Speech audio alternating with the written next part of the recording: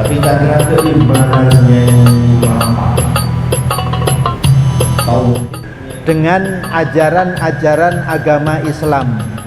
Mudah-mudahan kita diselamatkan oleh Allah di dunia ini sampai dengan nanti di akhirat dan mendapatkan syafaat dari junjungan kita Nabi Muhammad sallallahu alaihi wasallam. Romawi itu mainannya Khalid.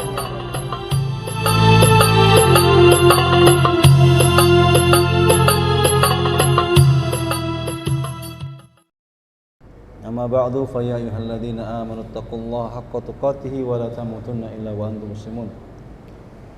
Para masyayikh, para ustadz yang dirahmati Allah SWT, hadirin hadirat yang saya hormati, adik-adik semua yang saya muliakan. Alhamdulillah pada malam hari ini Allah SWT masih berikan kita kesempatan kembali untuk hadir bermuajahah di masjid yang penuh berkah ini. Semoga Allah SWT berikan kita lapis-lapis keberkahannya, Allah berikan kita rahmatnya, Allah berikan kita naungan dari sayap-sayap malaikat yang hadir di setiap saat ketika kita talabul ilm. Dan Allah SWT sebut-sebut kita di antara penduduk langit sebagai orang-orang yang senantiasa berzikir kepada Allah SWT. Inilah yang namanya takdir ya. Jadi saya sudah siap sejak sore, tapi ternyata Allah SWT mentakdirkan kita baru bisa ketemu jam 7 ya, jam 7 kurang. Insyaallah setiap takdir itu baik ya. Walaupun sepertinya buruk, tapi sebenarnya itu adalah kebaikan untuk kita semuanya. Alhamdulillah, semoga di sisa-sisa waktu ini banyak yang bisa kita petik ya, di antara kisah-kisahnya Nabi kita yang mulia Muhammad SAW, yang pada hari ini adalah bahasanya adalah bahasan kesedihan ya, bahasan kesedihan, yaitu tentang wafatnya paman Nabi dan wafatnya istri beliau yang tercinta Khadijah radhiyallahu anha. Dan juga kalau memungkinkan waktunya ada tentang kisah beliau di Taif ya, di Taif. Baiklah, kita akan mulai bahwa ada dua orang yang sangat berperan dalam dakwah Nabi Muhammad SAW ketika di Mekah, yaitu yang pertama adalah seorang paman beliau yang posisinya seperti orang tua beliau sendiri, mengasuh beliau sejak kecil ya, mengajari beliau tentang kehidupan, bahkan ya, bahkan menempatkan beliau seperti anak beliau sendiri, seperti putra beliau sendiri, bahkan melebihi putra-putra beliau. Rasulullah SAW ditinggal bersama paman beliau di rumah Abu Thalib ya, Abu Thalib bersama anak-anak yang lain. Rasulullah SAW juga mengerti bahwa beliau adalah bukan anak kandung dari pamannya, maka beliau itu masya Allah ya, selalu mendahulukan putra-putra dari Abu Thalib ya. Tapi dalam hal pekerjaan beliau selalu berusaha untuk mendahului mereka ya, karena beliau paham bahwa beliau ini adalah anak ngengernya Abu Thalib. Sebagai seorang paman, kalau dalam bahasa Arab paman itu juga bisa disebut sebagai abi ya, bisa disebut sebagai apa? Bapak, menggantikan bapak. Karena bapak itu kan garisnya kan ke atas ya. Kalau namanya bapak itu aba, itu berarti ayah, mbah, datuk dan seterusnya. Kemudian baru bergeser ke samping, nanti kakak atau Pak D atau Pak L itu sama ya, sama. Jadi kalau orang tua tidak ada, maka walinya bisa kakeknya atau walinya bisa pamannya, seandainya dia seorang perempuan. Maka sebagaimana mengganti posisi bapak ya, Abdullah bin Abdul Muthalib, Abu Thalib juga sama halnya seperti bapak beliau. Jadi apa? Fungsi bapak itu benar-benar ada pada Abu Thalib, melindungi, mengayomi, mendidik ya, itu semua ada pada diri Abu Thalib. Bahkan keberadaan Abu Thalib ini cukup ya menjadi sebab orang-orang Quraisy tidak berani menyentuh beliau. Walaupun ada saja satu dua kejadian beliau dilempari dengan kotoran onta gitu ya, dihina, diejek, tetapi karena hadirnya Abu Thalib di sisi beliau ini sudah cukup disegani oleh orang-orang Quraisy, apalagi Bani Hashim itu menjadi suku atau salah satu suku Quraisy yang apa atau Bani ya, keturunan Bani Hashim ini menjadi suku yang disegani karena kebagusan bahasanya, keluhuran akhlaknya, dan posisi yang penting melayani jamaah haji. Di Mekah itu yang paling diperhatikan adalah jamaah haji ya. Bahkan sampai sekarang ya, pelayanan itu masih ada pada suku-suku itu, suku-suku Quraisy itu, dan tidak berubah ya.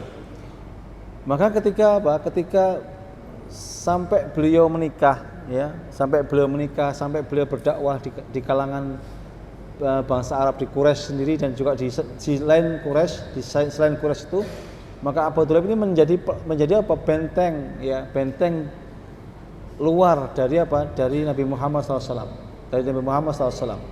Kalau sahabat-sahabat yang lain itu dihina, dilukai ya, bahkan dibunuh, maka beliau tidak bisa digitukan oleh orang-orang Quraisy. Kenapa? Karena ada benteng yang melindungi beliau selain Allah SWT, dan Allah jadikan Abu Thalib sebagai bentengnya. Ini bisa jadi terjadi ya, orang-orang yang bukan beriman, tidak beriman kepada Islam, atau orang-orang yang mungkin tidak mengikuti apa yang kita ajarkan, tetapi mereka karena kedekatan nasab, karena kedekatan secara biologis, mereka menjadi benteng-bentengnya ya, paman sendiri ya. Maka Abu Thalib juga sama, menjadi benteng yang terkuat ya. Maka ada dua benteng, benteng internal, yaitu benteng yang di dalam rumah itu Khadijah alaihissalam, dan benteng yang di luar adalah Abu Thalib. Tetapi sungguh ya, kalau kita memohon pertolongan, kalau kita menjadikan manusia sebagai sandaran, sebagai sesuatu orang yang kita gantungi pertolongannya, itu pasti akan berakhir. Kullu man 'alaiha fan, semua yang hidup ya, atau semua hal selain Allah itu pasti mati. Manusia paling ya mesti mati gitu. Bahkan ketika kita gantung itu ternyata lemah, Masya Allah, kalau dia nggak kokoh dia akan jatuh juga. Maka tidak boleh kita bergantung kepada manusia. Karena apa? Sewaktu-waktu dia bisa meninggal, sewaktu-waktu bisa terpisah dari kita. Siapa yang kita gantungi? Allah SWT, zat yang tidak pernah mati, zat yang tidak pernah mati, tidak pernah tidur pun tidak pernah. Kalau manusia bisa tidur, di saat ngantuk tidur itu celah yang digunakan oleh musuhnya barangkali untuk menyerang kita, orang yang menyandari itu. Maka ini Masya Allah, saat itu pun tiba ya, ketika Abu Thalib di tahun ke-10 kenabian itu meninggal. Dan ini diabadikan ya, bagaimana dialog antara Abu Thalib dengan Rasulullah, Abu Thalib dengan Quraisy, itu diabadikan untuk melihat bagaimana sih sebenarnya posisi Abu Thalib ini sebenarnya. Dia mencintai keponakannya Rasulullah Muhammad SAW karena seperti anaknya dia sendiri, bahkan dilebihkan kecintaannya kepada beliau karena baik budi pekertinya ya, akhlaknya luar biasa, bahkan tidak pernah berbohong sama sekali. Dan dia ada kemiripan dengan Ja'far, putranya Abu Thalib, mirip sekali beliau itu. Dan anaknya beriman, anak Abu Thalib beriman ya. Abu Thalib malah tidak beriman. Lalu bagaimana perkataannya? Orang Quraisy, apakah engkau sudah benci kepada agama Abdul Muttalib? Agama apa? Bapaknya Abu Thalib kan, Abu Thalib bin Abdul Muttalib. Apakah engkau sudah benci dengan agamanya Abdul Muttalib? Abdul Muttalib masih apa? Masih menyembah berhala ya. Walaupun Abu Thalib juga sering dimimpi ya, atau dimimpi, karena Abu Thalib itu yang menemukan siapa? Menemukan Zamzam beliau. Yang menemukan Zamzam setelah terkubur lama itu Abdul Muttalib kan? Ya, Abdul Muttalib itu menemukan Zamzam. Itu siapa yang memberi ilham? Ya Allah SWT. Seakan-akan apa? Allah mempersiapkan lahirnya seorang nabi. Ditemukan Zamzam sehingga apa? Zamzam itu yang ngelola adalah keluarganya Abdul Muttalib. Tapi Abdul Muttalib masih meyakini keyakinan jahiliyah. Yaitu apa? Mereka menyembah Allah tapi juga menyekutukan Allah. Menyembah Allah tapi juga berkorban kepada berhala-berhala. Kalau mereka ditanya ketika di lautan, mereka ditanya terombang-ambing gelombang, siapa yang diminta? Allah SWT. Tetapi ketika sudah selamat, siapa yang dipersembahkan atau disyukuri? Ya Manat, Hubal, Lata, Uzza. Dikasih persembahan, kasih kurma, dikasih sembelihan, dikasih makanan. Patung-patung itu yang disembah, disekutukan. Kalau ditanya siapa Rabbnya? Allah. Tetapi mereka enggak menyembah sebagaimana Allah menurunkan syariat kepada Ibrahim, Nabi Muhammad SAW. Maka ketika Quraisy mengatakan, apakah engkau benci dengan agamamu? Ini mereka setan begitu. Setan itu ngoda tuh sampai titik darah terakhir, sampai nyawa sudah di tenggorokan. Setan itu akan terus ngoda. Makanya sama juga Abu Thalib. Itu didampingi sama Rasulullah. Yang dampingi bukan sembarangan orang. Yang mendampingi seorang Rasul, seorang Nabi. Tetapi ternyata setan juga mendampingi. Siapa bentuknya? Bentuknya orang-orang Quraisy itu. Orang-orang Quraisy. Apa tujuannya? Jangan sampai orang ini mati dalam keadaan apa? Islam. Padahal Allah mengatakan apa? Wala tamutunna illa wa antum muslimun. Janganlah engkau mati kecuali engkau mati dalam keadaan Islam. Itu warisannya para nabi, wasiatnya para nabi kepada anak-anaknya. Tapi Abu Thalib, masya Allah, naudzubillah min dzalik ya, ini sedih Rasulullah. Kenapa? Ternyata apa yang dikatakan apa Abu Thalib ketika itu? Rasulullah ketika begitu Rasulullah mengatakan apa? Ucapkan asyhadu alla ilaha illallah. Ucapkan tiada ilah yang berhak disembah kecuali Allah SWT. Niscaya aku akan apa? Memberi kesaksian bagimu di hari kiamat nanti. Cukup man akhiru kalamihi la ilaha illallah dakhal jannah. Siapa yang di akhir hidupnya dia mengatakan la ilaha illallah atau asyhadu alla ilaha illallah, ada kalimat la ilaha illallah, kalimat tauhid, maka dakhal jannah. Allah janji dakhal jannah, masuk surga. Walaupun selama hidupnya sejak dia balik sampai dia mati itu maksiat apapun dilakukan, ya zina, ya membunuh orang, ya minum khamr, ya apapun dilakukan, kalau dia la ilaha illallah sudah masuk surga. Masuk surga. Itu dulu pernah Abu Dzar protes sama Rasulullah. Wa in zina, Allah zina, iya, walaupun dia zina masuk surga. Wa in sarak, walaupun dia mencuri, iya, walaupun dia mencuri dia masuk surga. Ada adzan. Masya Allah. Silakan adzan dulu. Barakallahu fiik.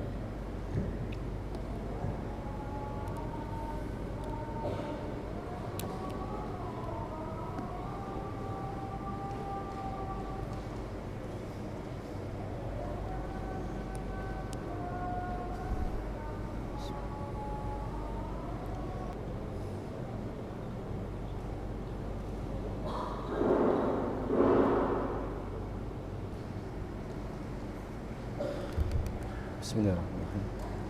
Kita lanjutkan lagi.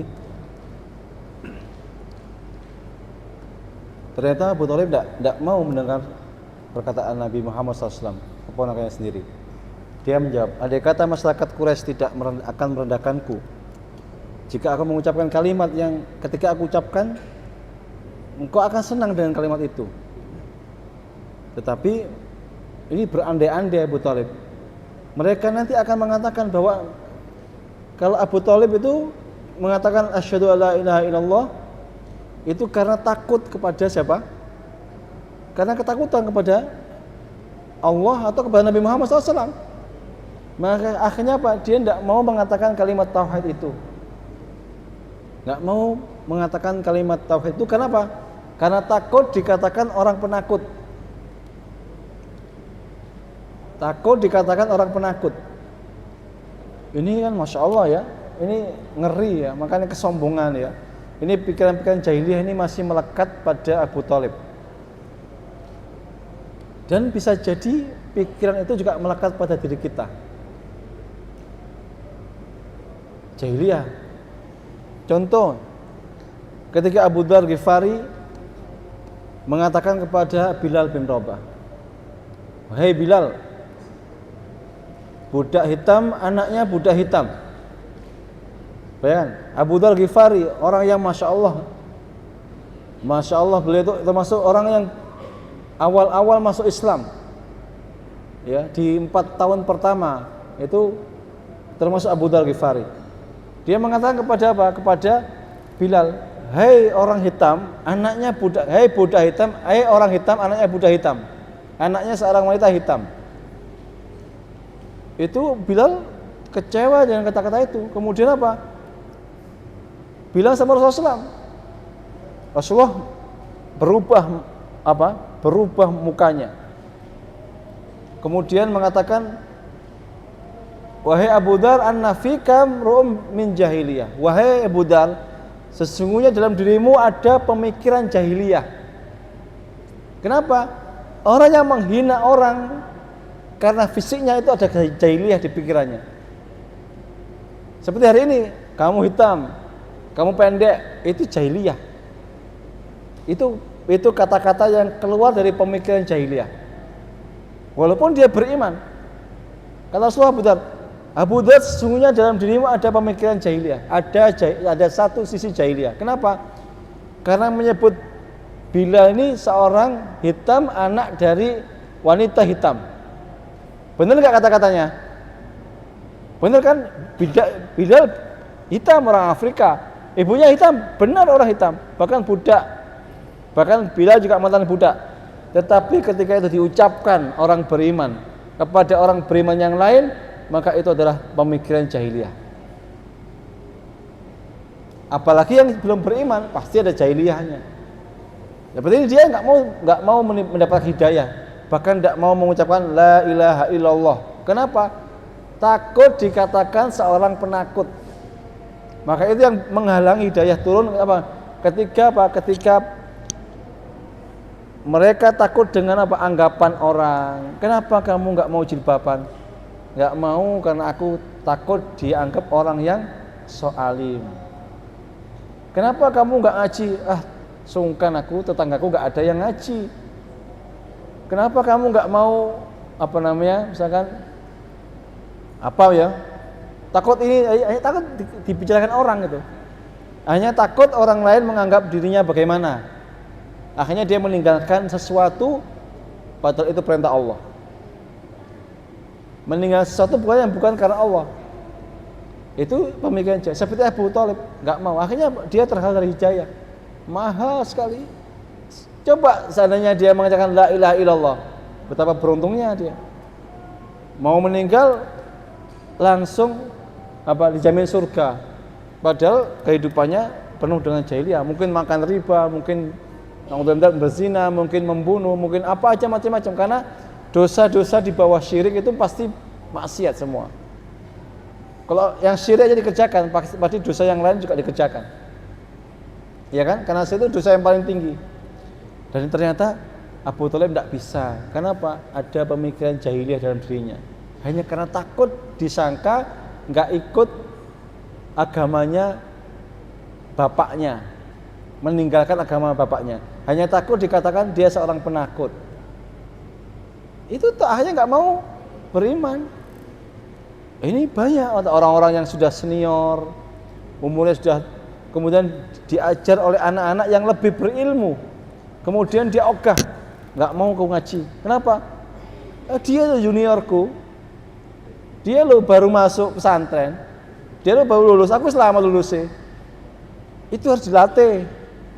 Itu harus dilatih bahwa kita harus ridho diajar oleh anak-anak, orang-orang yang usianya lebih muda dari kita. Ridho begitu tuh, gak boleh. Kamu anak kemarin sore, kamu masih ingusan, itu jahiliyah. Kesombongan itu jahiliyah. Nggak boleh begitu. Maka dia harus belajar, harus berani duduk di depan orang yang lebih muda. Kenapa? Kalau itu nggak bisa, berarti mesti ada kesombongan di dalam diri kita. Seperti sombongnya Abu Thalib ketika diseru oleh keponakannya sendiri. Seperti kesombongannya Abu Jahal ketika diseru oleh keponakannya sendiri. Sebagaimana itu kesombongan Abu Lahab ketika diseru oleh keponakannya sendiri, tidak mau. Itu jahiliyah, benar jahiliyah. Akhirnya ya udah meninggal. Sedih Rasulullah, sedih karena pamannya nggak beriman. Tapi akhirnya Abu Thalib dapat keringanan. Kenapa? Orang yang dapat keringanan itu ada dua ya. Abu Lahab itu dapat keringanan karena dulu senang dan memerdekakan budaknya gara-gara mengabarkan bahwa ada keponakannya yang lahir Rasulullah SAW, akhirnya dikasih keringanan. Abu Thalib juga dikasih keringanan. Yang api nerakanya ketika disentuh dengan kaki mendidih otaknya. Itu seringan-ringannya siksanya Abu Thalib. Sedih sekali Rasulullah SAW. Sedih. Ya. Menangis wajar ya, wajar. Tetapi lebih sedih lagi ketika apa? Maka Allah SWT pun akhirnya apa? Mengatakan, innaka la tahdi man ahbabta walakinallahu yahdi liman yasha wallahu a'lamu minal muhtadin ya. Sesungguhnya engkau tidak bisa memberi hidayah kepada siapa? Kepada orang-orang yang engkau cintai. Seorang anak tidak bisa memberi hidayah bapaknya, seorang bapak juga nggak bisa memberi hidayah kepada anaknya, seorang suami nggak bisa memberi hidayah kepada istrinya, dan sebaliknya seorang istri nggak bisa memberi hidayah kepada suaminya. Tetapi Allah yang memberi hidayah. Hidayah apa itu? Hidayah taufik. Apa yang bisa kita lakukan? Apa yang bisa bapak lakukan kepada anaknya? Ngajak baik, ngajak menyembah Allah. Anak kepada bapak sama, ngajak menyembah Allah, ngajak kebaikan. Suami ngajak baik kepada istrinya, istri ngajak baik kepada suaminya. Nanti yang kedua adalah apakah dia mau, apakah dia menolak, itu urusannya Allah SWT. Makanya ada orang yang bapaknya alim, anaknya enggak. Anaknya alim, bapaknya enggak. Suaminya alim, istrinya enggak. Istrinya alim, suaminya enggak. Siapa yang beri hidayah? Allah Subhanahu wa taala. Maka mintalah. Namanya hidayatul irsyad. Kita hanya bisa memberi nasihat, memberi contoh, memberi peringatan, tapi Allah yang memberi taufik. Apakah dia mau apa enggak? Maka beruntung ketika hidayatul irsyad klop dengan hidayatul taufik. Ketika kita seru langsung diterima, alhamdulillah. Ya, alhamdulillah. Tetapi ternyata Allah SWT seakan-akan ingin bahwa tempat bergantung sesungguhnya bukan Abu Thalib, juga bukan Khadijah. Padahal Khadijah itu sudah memberikan semua hartanya kepada Rasulullah SAW. Sejak beliau menikah, itu perniagaan Khadijah sudah dipegang oleh Rasulullah SAW, diputar. Bahkan ketika Rasulullah jadi Nabi, nyaris Rasulullah nggak bekerja lagi. Bagaimana Rasulullah menghidupi keluarganya? Dibantu sama Khadijah. Karena nggak sempat lagi bekerja, Rasulullah harus dakwah kemana-mana dan tidak minta gaji dari dakwahnya dan tidak minta upah dari dakwahnya. In ajriya illa 'ala Allah. Gajiku dari Allah SWT. Khadijah mati-matian. Dihibur ketika Rasulullah menerima wahyu pertama kali, zamiluni, diselimuti, dihibur. Sesungguhnya engkau ini orang baik, ya Rasulullah. Engkau membantu orang yang miskin, mengadakan yang tidak ada, menolong orang-orang yang membutuhkan. Jujur akhirnya selalu tenang. Itu fungsi seorang istri. Tetapi seakan Allah tidak mau seorang suami itu bergantungnya kepada manusia. Maka Allah pun ambil Khadijah. Diambil. Sedih, sangat sedih. Melebihi sedihnya Rasulullah ketika ditinggal Abu Thalib. Karena Khadijah itu semuanya. Seorang suami itu nggak kuat kalau ditinggal mati istrinya. Dia bisa limbung. Bahkan dulu di kalangan Bani Israel itu ada seorang laki-laki, rahib, bahkan seorang rahib, ditinggal mati oleh istrinya. Apa? Nggak bisa. Akhirnya dia ditinggalkan semua kajiannya, semua taklimnya berhenti, semua dakwanya berhenti. Kenapa? Karena masih teringat wajah istrinya. Karena ditinggal oleh pasangan itu dalam, bahkan lebih dalam daripada ditinggal mati oleh anaknya atau orang tuanya sendiri.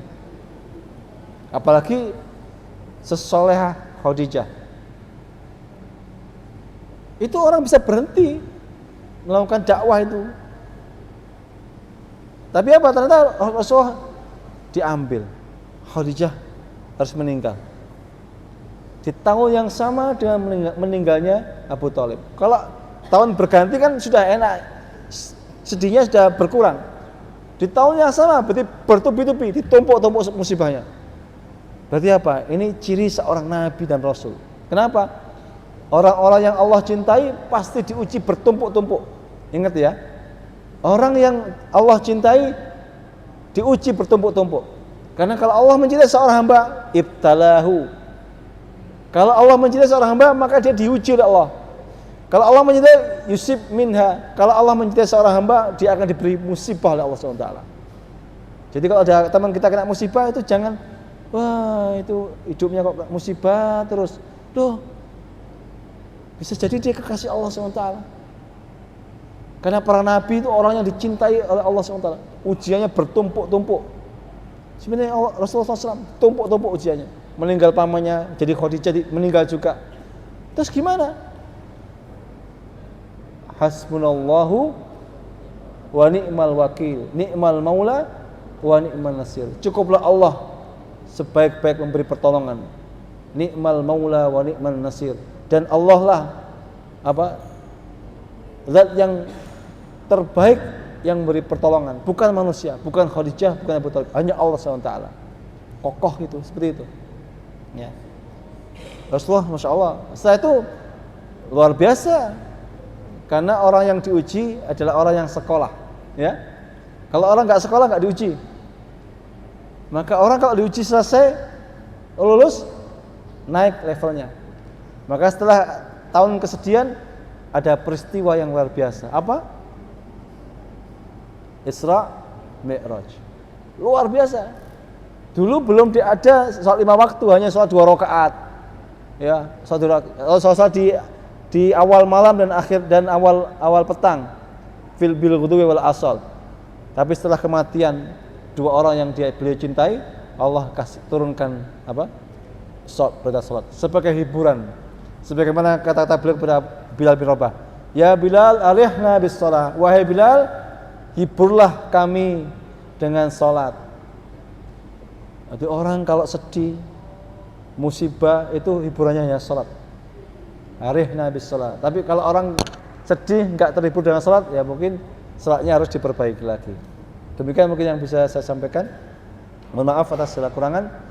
Semoga Allah SWT memberikan kita pelajaran yang berharga, terutama ketika orang-orang yang kita cintai meninggal. Dan semoga Allah SWT memberikan kita sahabat, istiqomah, memberikan Allah kekuatan dan istiqomah tetap tegak di jalan Allah SWT ini. Alafu minkum ihdinas siratal mustaqim, siratal ladzina an'amta 'alaihim ghairil maghdubi 'alaihim waladdallin. Amin. Subhanakallahumma bihamdika asyhadu an la ilaha illa anta astaghfiruka wa atubu ilaik. Assalamualaikum warahmatullahi wabarakatuh.